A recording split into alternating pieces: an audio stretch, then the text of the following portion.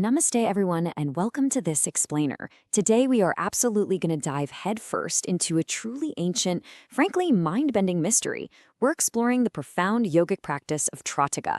We're going to take a journey together, starting from the very basics of focused gazing, all the way down into the deepest and honestly, sometimes terrifying depths of the human subconscious. So let's jump right in. Have you ever stopped and wondered how ancient sages and yogis could supposedly see events happening thousands of kilometers away? Or how they understood the deepest secrets of the universe without a single piece of modern technology? Well, according to the ancient texts, it wasn't magic at all. They were relying entirely on an unlimited, invisible power that's already sleeping right there inside the human brain. And the wildest part? That exact same dormant power is sleeping inside of you right now. Now, this dormant power is awakened through a practice known as Tritaka. You'll find it mentioned in heavy-hitting ancient texts like the Patanjali Yoga Sutras and the Garanda Samhita. But Tritaka is way, way more than just some simple eye exercise. It is essentially the intense practice of continuously gazing at a single point, maybe an object or a flame, absolutely unblinking, until tears literally start pouring from your eyes. Think of it as the highest stakes staring contest in human history, designed as the ultimate path to mental purity. And this totally illustrates the core philosophy here, right? Our physical bodies are completely hardwired to our minds. When your eyes are darting all over the place, your thoughts are doing the exact same thing. It's a storm of anxiety. But the very second you lock your gaze onto a single, unwavering point, the turbulent waves of your mind are essentially forced into absolute silence. You are literally creating deep inner stillness just by stopping the movement of your eyes. All right, let's look at the gradient of depth, which breaks down into the 3 levels of Tritaka. To really grasp how this mental transformation works, we map the journey out through 3 distinct levels. It's like moving from the safe, comfortable external world right down into the darkest parts of the mind. So first, we have Bahya, or external Trataka. This is where you gaze at distant things, the moon, stars, maybe a mountain peak. It's super calming, really reduces stress. Then we step it up to Madhya, the intermediate level, gazing at closer objects like a flame or a crystal, which sharpens your mind into a laser. Finally, we go all the way to Antar, the internal level. Here, the focus is entirely behind closed eyes, aiming to awaken deep consciousness. And let me tell you, the immediate perks of just those first 2 levels are incredibly alluring. Simply by steadying the gaze, people report their scattered thoughts condensing into pure laser focus. We're talking about sharpening your memory, making incredibly clear decisions, and watching lingering anxiety and sadness just wash away, replaced by this really peaceful, natural energy. There is actually this fascinating old story from the source texts that perfectly brings this to life. It's about a highly distracted young man living in the jungle. His mind was just an absolute mess of thoughts. He couldn't study, couldn't meditate. So a wandering sage tells him to practice gazing at a flame. The young guy is totally dismissive at first, but he tries it. After a few days of this unblinking focus, a miraculous shift. His concentration became so profound, he was crushing hours of tedious work in mere minutes. But even crazier, he developed this intense, supernatural glow in his eyes. His presence got so powerful that regular people couldn't even meet his gaze.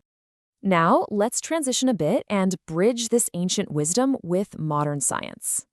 Because as mind-blowing as those ancient stories are, it gets even cooler when we look at the undeniable scientific parallels. So if you stare unblinking at a fixed object for a long time, the environment around it suddenly disappears into thick darkness. Modern science calls this optical illusion the Troxler effect. But thousands of years ago, ancient yogis were experiencing this exact same thing. They just interpreted it differently, not as an eye trick, but as a deep spiritual truth.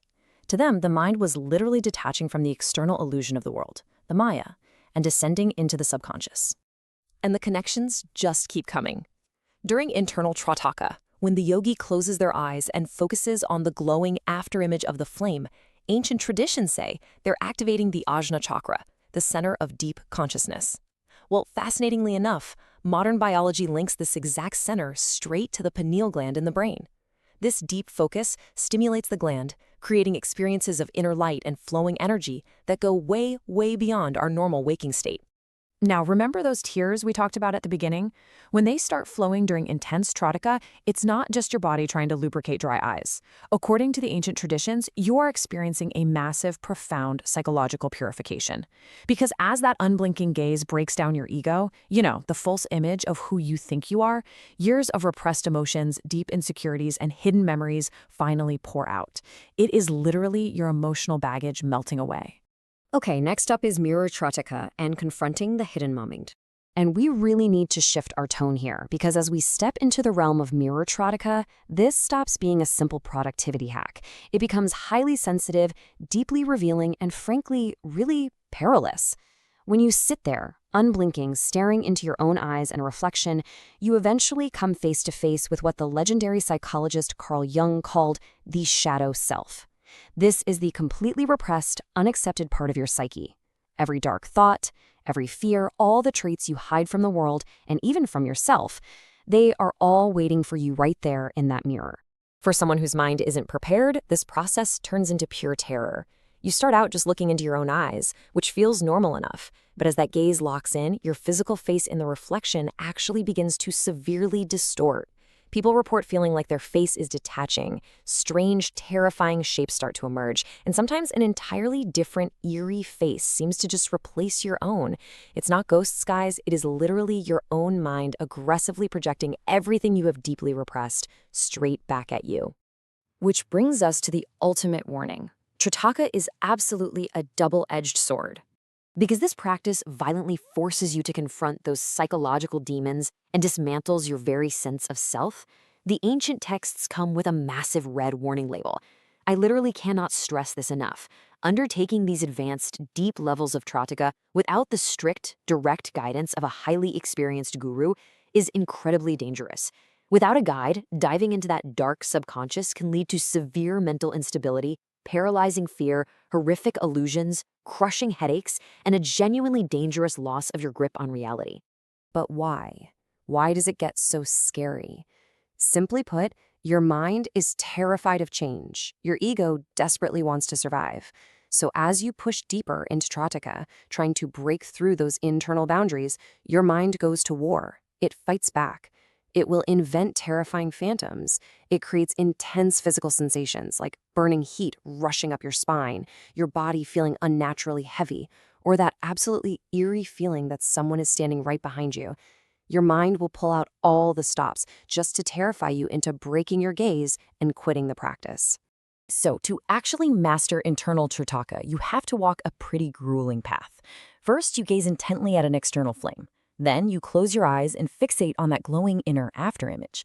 But when that image eventually fades, you are left completely alone in the terrifying, expansive darkness of your own mind.